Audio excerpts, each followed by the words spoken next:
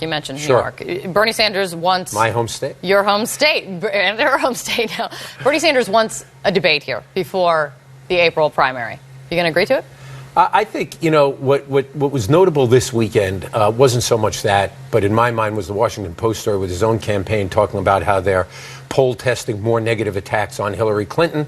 They're talking about running harsher negatives now. We saw them run negative ads. Don't distract here, Joel. I think the real question is not whether we're going to debate. Why wouldn't you debate? Because I think the real question is what kind of campaign is Senator Sanders going to run going forward? He pumped $4 million in the weekend before March 15th.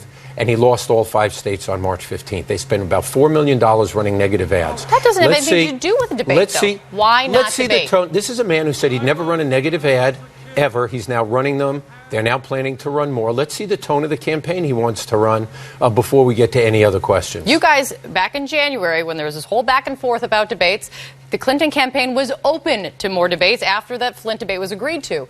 Why not debate in New York? Because we agreed to debates up to a certain point. We're now out campaigning in these states. What's the risk? There's no risk. She's done very well in the debates. The debates have been very good. But Senator Sanders doesn't get to decide when we debate, particularly when he's running a very negative campaign against us. Let's see if he goes back to the kind of tone he said he was going to set early on.